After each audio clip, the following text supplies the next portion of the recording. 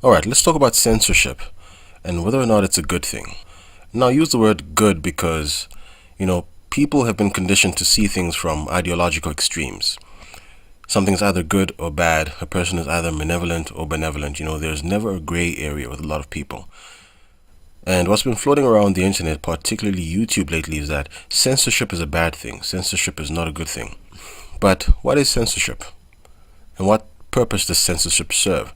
You see, censorship serves one purpose: the imposition of a limitation on someone's freedom of expression. That's what it serves. And believe it or not, there are scenarios in which it is good to censor someone. For example, there is a reason pornographic material is not permitted to be displayed on television at certain times of the day. There is a reason TV channels which support Nazism and eugenics, for example, are not permitted. Such channels aren't allowed to exist. There is a reason courts impose restraining orders on people, and a lot of the time inclusive of that restraining order is a restriction on what a person is allowed to post on social media about someone. Censorship does have its place in the world, and a lot of people approach the topic of censorship from the perspective of free speech absolutism. Even if that is not how they rationalize the concept of free speech, that is certainly how they advocate it. A lot of people are going to say people need to be able to say whatever the hell they want because different opinions matter. But do all different opinions matter? Not really, and I'm sure you agree. Not every opinion matters because it is somebody else's opinion. The opinion that someone is allowed to have sex with a 5-year-old child, for example, is that an opinion that matters? Should that person be allowed to stand up and announce before the world that having sex with kids is justifiable, is rational? Because here's the thing about people. People are easily misled. That's why we have so many idiots on the internet. People are easily misled and they will very easily buy into any kind of bullshit that is presented before them. Such is the reason certain things aren't allowed to be shown on television, because there are a lot of highly impressionable people that watch TV. It is for those people that certain information is being censored on TV. But here's the thing about what's been happening lately with Google and YouTube. YouTube exists on something we call the internet. And the internet has always been a very unfiltered place, a place where anyone from any corner of the world can express him or herself in any way they please. They can even post child pornography if they want. But then, of course, people crack down on them because in the opinion of the majority of us, child pornography is unjustifiable and must be punishable. But that's the thing. Ultimately, it's just an opinion. And the laws which are made and enforced in any society ultimately depends on the opinion of he or she who has the power to enforce the laws. Whether or not that opinion is informed with logic, reason, research is another thing. But here's the thing. A platform like YouTube existing on the internet initially will lean towards accepting anything and everything. That's why there's a very wide variety of content on YouTube. People can express their opinions in whichever way they want. Of course, things like hate speech are still being flagged, as they would be flagged anywhere else in the world. But what counts as hate speech? That's another thing. That depends on someone's opinion. But YouTube has always been a place where, much like the rest of the internet, anyone can post anything.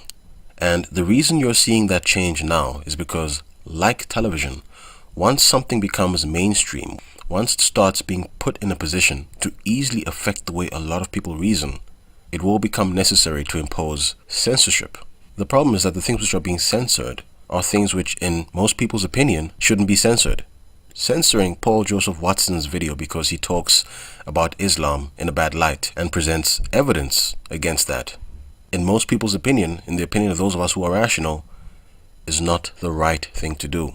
It's not the fact that there is censorship, but the fact that there is censorship of information which would benefit most people if it was seen and heard. Censoring a group of racists is not an issue. Censoring someone on the internet because he's calling black people a bunch of niggers who don't deserve to live, or saying Jews must die, whatever. Censoring those people is justifiable because there is no rational basis for such opinions.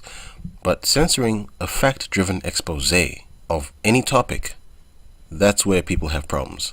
But here's the thing. I don't think Google can do this for much longer. You see, they've gotten into a position where they feel they have a monopoly of information. I mean, if you want to do some research, what do? You Google it. Of course, you don't have to Google it, but a lot of people do Google it.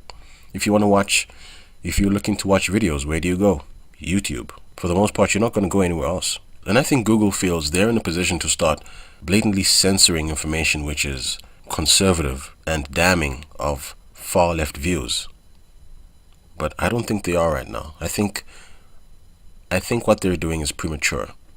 I think they're in a bit too much of a hurry here, and if they don't stop, it'll bite them in the ass. I mean, people are already going elsewhere. They've already started going to other video sharing websites, and the rate at which people leave is going to be directly proportional to the rate at which Google keeps censoring information. YouTube started out by manipulating the algorithm to make sure that certain kinds of information is not so easily seen. I've seen it on my channel. A lot of my videos exposing, for example, HIV and AIDS and the kind of lies that have been told about it with evidence, right? Nothing which I present there is my opinion. It's all fact-driven evidence. A lot of information which is being exposed by the people deeply involved with HIV and AIDS research. A lot of information exposed by the people who discovered the virus. And videos like that usually take off. They take off seriously. However, Google does things to make sure that they kind of stay under the radar. I've performed experiments and I've looked at my analytics data, and I've seen that there's definitely serious manipulation of view count. There's manipulation of the video's exposure as well. And actually that is a form of censorship.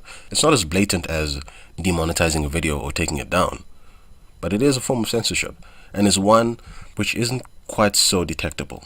But for some reason Google has gotten tired of doing that. They're now straight up just demonetizing people's videos and shit. We'll see how it works out for them.